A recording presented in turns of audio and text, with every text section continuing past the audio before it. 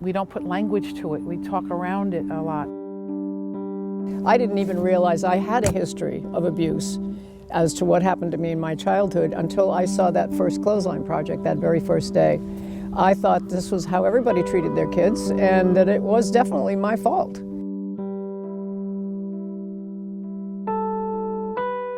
They may look like someone's laundry or a display of an art project. But look again. These are not decorations. These are the testimonies, confessions of horrors that women, children, and even men have had to go through.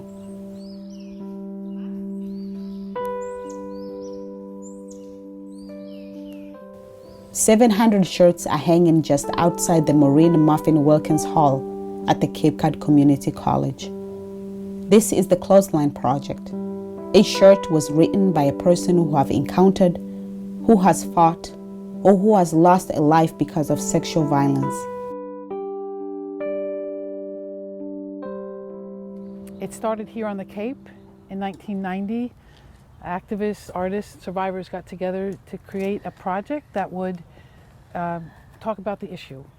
This is the largest display ever of the Clothesline Project here on the campus, and Chris and I really had this idea last year that we would show them all because it's not a little problem, it's a big problem, not only on Cape Cod but everywhere. Many of our students are still, as you can see by this display, many of our members of our community are victims or have to live as survivors of sexual violence. So we wanted to show the Clothesline Project in its entirety, or as much as we could. I originally became interested in this when I saw the very first project of 33 shirts went up in the fall of 1990 as part of the Take Back the Night March and Rally in Hyannis. And I read the shirts and I went, oh, I don't know what this is about. I don't know any of these people. And by the time I got to the end of the line, I realized that probably half of the shirts were my friends. But back in 1990, no one was talking about this.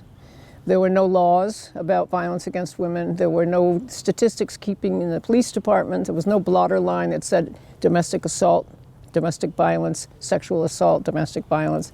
So it was just assault and battery, murder. So there was no legitimized way of knowing just exactly how big this problem was. Started in Cape Cod in 1990 with just 30 shirts. Independent House, the Cape Cod Life Center for Domestic and Sexual Violence Victims and their children, now houses 1,000 shirts. The fight against sexual violence is a challenging one, especially considering the fact that the victims of sexual violence, unlike any other acts of violence, tend to carry within their hearts that they are responsible for the crimes committed towards them. Well, I think sexual abuse in particular has a connotation that somehow you, as the victim or survivor, are responsible for your own abuse. And we very consciously chose the word survivor for any man or woman, women to begin with, who survived this assault because we wanted them to be celebrated as living, as opposed to victim. Victims we reserved for women who had been killed. So for me, I believe the hardest part is to get to the point where you realize this is not your fault, and that's a very difficult journey. Each color of a shirt bears its own significance. The white color stands as a remembrance of women who have died because of violence. Yellow or beige color represents battered and assaulted women. Red, pink, and orange colors are for survivors of rape and sexual assault. Blue and green colored t-shirts represent survivors of incest and sexual abuse. Purple or lavender colors represents women attacked because of their sexual orientation. And the black color is for women who were attacked because of political reasons. The Clothesline Project to Survivors of Violence has been acting as a vehicle towards healing, through allowing the survivors to express their emotions by telling their stories in their own unique way, using words and sometimes artwork in order to help release the pressure and the burden of holding the pain inside. Events like this help to give people language to this crime of assault, whether it's domestic or physical or emotional or sexual. And we have to stop being afraid to talk about it. And so if you have a friend that you know is going through something, let them know that you're there. Give them the hotline number. They may not use it, but they'll know there's a resource. We have to stop being afraid to say, I don't deserve this, or I deserve this. We have to stop believing that this is my problem and not the culture problem. Since the year 1990, the Clothesline Project has been displayed yearly at 4 Cs, an experience that has been impactful to the college community. This has been great at the college because students and faculty have taken the time to come out and visit, to acknowledge the problem and to learn about it, and that's why we're here. We want to make people aware. We want them to do what they can to prevent it. We want this problem to go away. With programs such as the Clothesline Project, Chris has seen the public waking up and starting to acknowledge the issue of violence. With this project, people are finding the courage to speak up and seek the help that they need.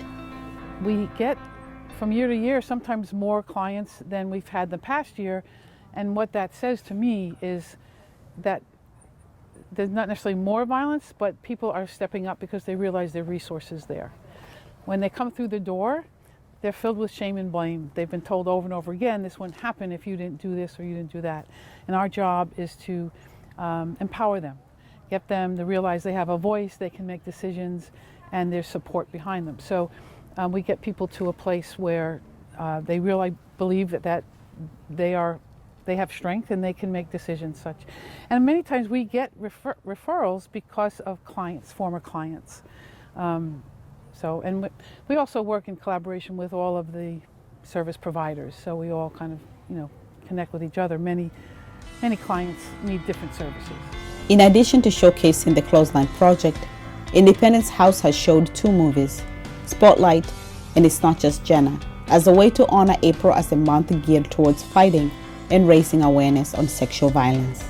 A lot of progress towards creating a harmony society for women has been made since the Take Back the Night marches in the 70s.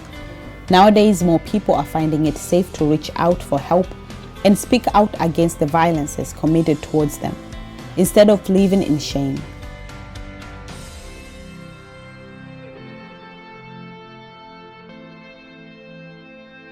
However, according to the White House Council Sexual Assault Report, more work needs to be done. The facts on sexual violence in our country still shows that 1 in 5 women has been raped in her lifetime. This is a very high number compared to the fact that 1 in 71 men has been raped in his lifetime. Most victims know the abusers. 42% of college women who have been raped tell no one about the assault. Over a third of women who were raped as minors were also raped as adults. For me, it's always been about the journey of watching women come forward, and now men as well, which is even harder for men. Women coming forward demanding to have counseling and places where they can get care, like Independence House, and demanding to be heard. And this was a way sometimes many women told their story for the very first time on these shirts. The Clothesline Project has become a worldwide movement, with 500 projects nationally and 50,000 to 60,000 shirts internationally. In the United States, there is a record of 41 states who have participated in this movement.